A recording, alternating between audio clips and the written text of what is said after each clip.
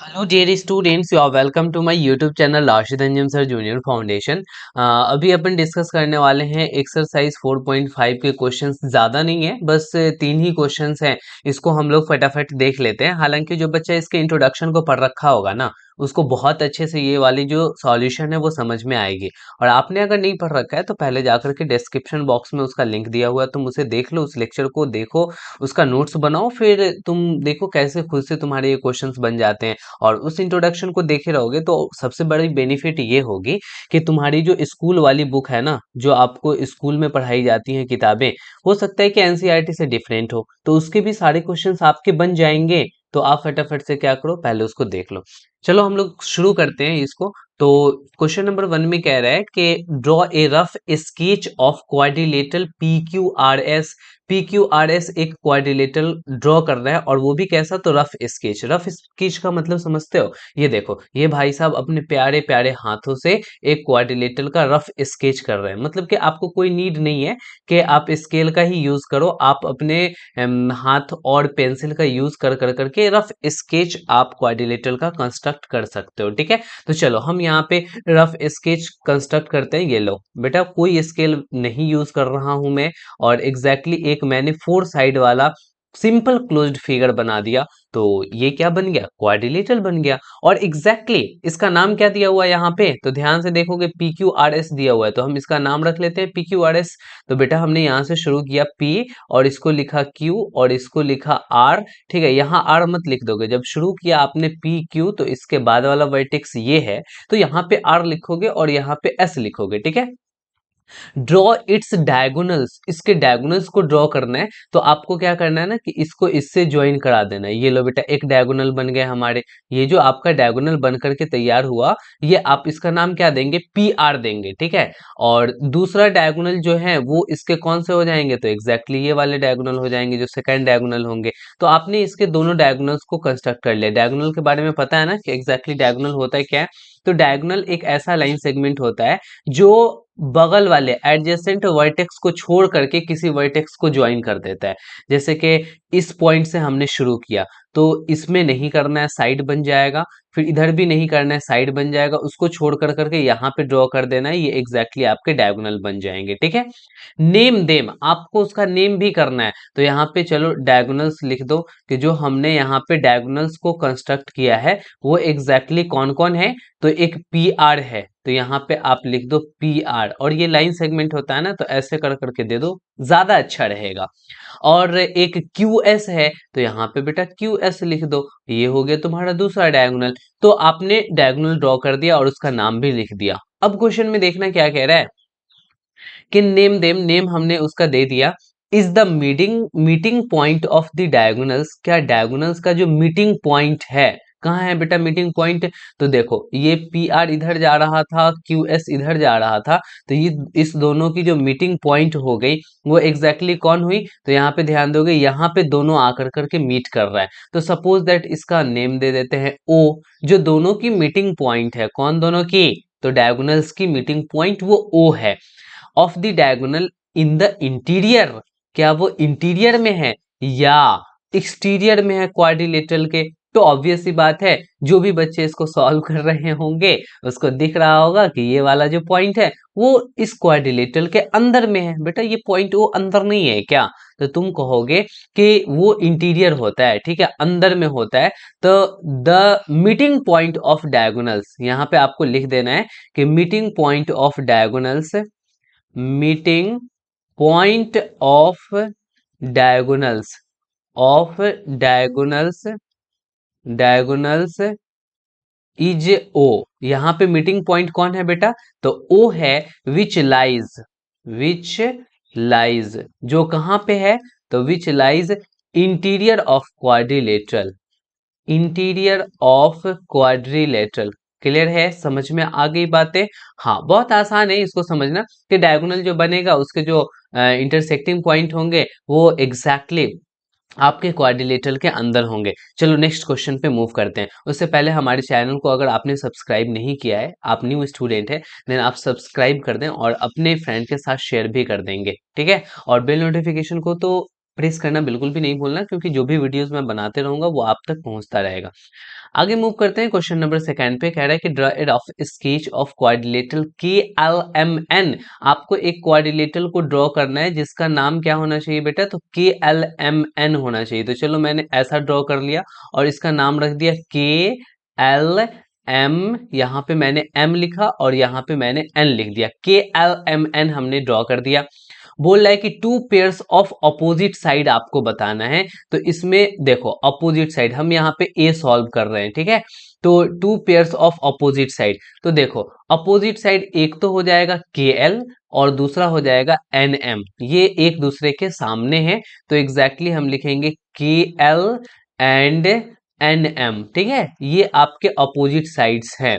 अच्छा, एक पेयर तो आपने लिख दिया, दूसरा क्या लिखोगे, के एन और इसको क्या लिखोगे, L M, K N L M, ये भी तो आमने सामने है। तो K L and N M, L M sorry, यहाँ पे आप एल एम कर दोगे। तो एग्जैक्टली आपने क्या किया कि two pairs of opposite sides आपने लिख दिया।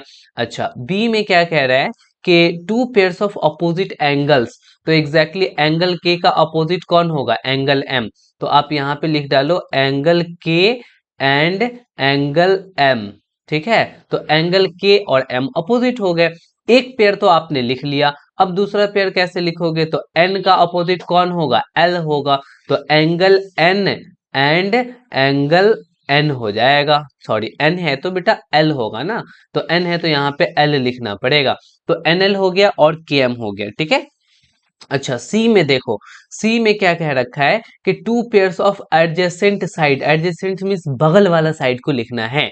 तो आप क्या करो, शुरू करो, के एल और एल एम लिख दो, के एल एंड एल एम, ये दोनों आपस में एडजेसेंट है। अच्छा, आप ऐसे भी लिख सकते हो एल एम और M N, L M and M N, ये भी आपका अपोजिट, सॉरी अपोजिट नहीं, एडजेसेंट साइड ही तो हुआ। ऐसे ऐसे और भी बहुत सारे पेयर्स बन जाएंगे, बट यहाँ पे दो ही कह रखा है तो हमने यहाँ पे दो ही लिखा है। अच्छा, क्वेश्चन डी में देखो, two pairs of adjacent angle, two pairs of adjacent angle, adjacent angle आपको पेयर्स बतानी है, वो भी टू पेयर्स बतानी है। तो एडजेसेंट एंगल एक के और एन अगल बगल में है, तो बेटा एडजेसेंट एंगल हो जाएगा। तो एंगल के एंड एंगल एन, ठीक है, ये तो आपने एक पेयर लिख लिया। और एन एम भी तो एडजेसेंट है, तो एंगल एन एंगल एम, ठीक है।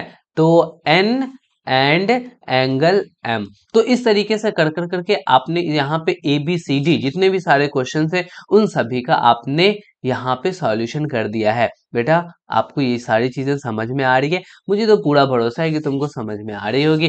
तो फटाफट से कमेंट कर देना hashtag Rashid Anjum sir, RASHIDANJUMSIR, without कोई स्पेस दिए हुए, ठीक है। और वीडियो को तो लाइक जरूर कर दो, इतना जब तुम्हारे लिए करते हैं तो तुम मेरे लिए छोटा सा काम तो जरूर कर सकते हो। वो क्या, तो वो लाइक कर दो। देखो क्वेश्चन नंबर 3 में क्या कह रहा है। यहाँ पे क्वेश्चन नंबर 3 को अच्छे से समझने की बात है, ये एक्चुअली आपके प्रैक्टिकली बात है। इन्वेस्टिगेट यहाँ पे करना है, इन्वेस्टिगेशन। वाह, पुलिस ऑफिसर हो क्या, इन्वेस्टिगेट करने जा रहे हो। हाँ, इस क्वेश्चन के तो सर हम ही पुलिस ऑफिसर हैं। देखो, use strips and fasteners to make a triangle and a quadrilateral.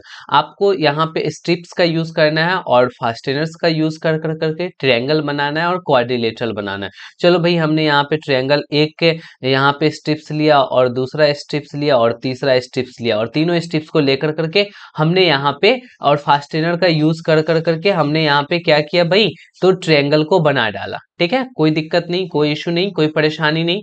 अच्छा, एक क्वाड्रिलेटरल भी बनाना है, तो हम क्या करते हैं ना कि एग्जैक्टली यहाँ पे क्वाड्रिलेटरल बना देते हैं। ये लो, ये ले बेटा, यहाँ पे हमने स्ट्रिप्स का यूज किया और हमने क्या किया कि एक क्वाड्रिलेटरल बना दिया जिसमें 4 साइड्स होंगे।